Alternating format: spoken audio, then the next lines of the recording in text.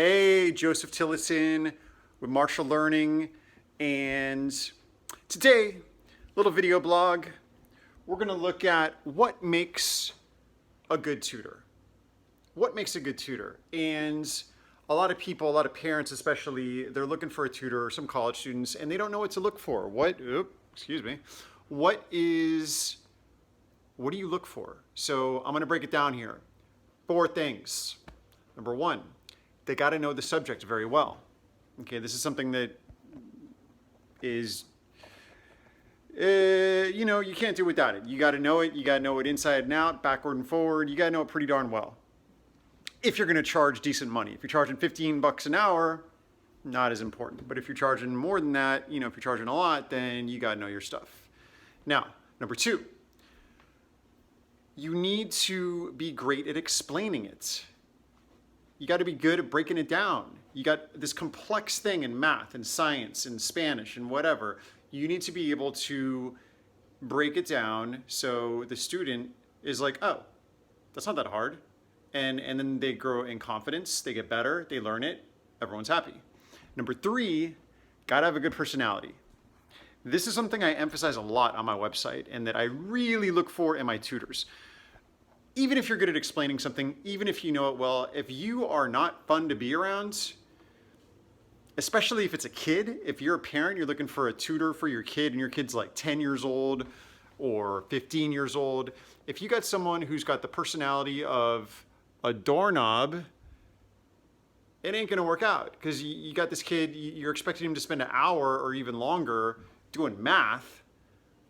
You need someone who's got a sense of humor, who's got empathy, who is patient, and who has a little bit of charisma. Number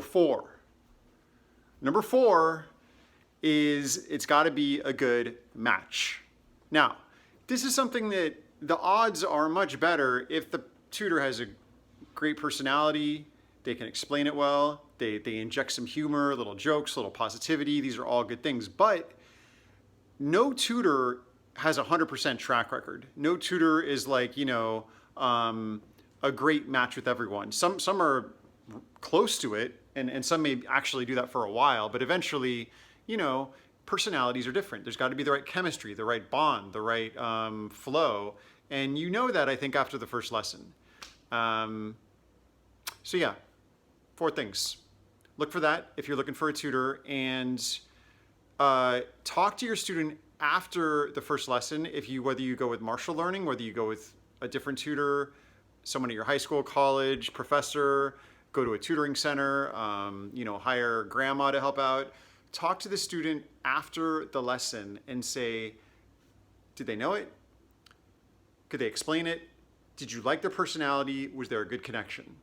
And if you get a solid yes for each of those questions, you found yourself a good match. And count your blessings, because it can be very difficult to do that. Sometimes people go through many tutors, spend a lot of money, and they just really kind of strike out, one person after another.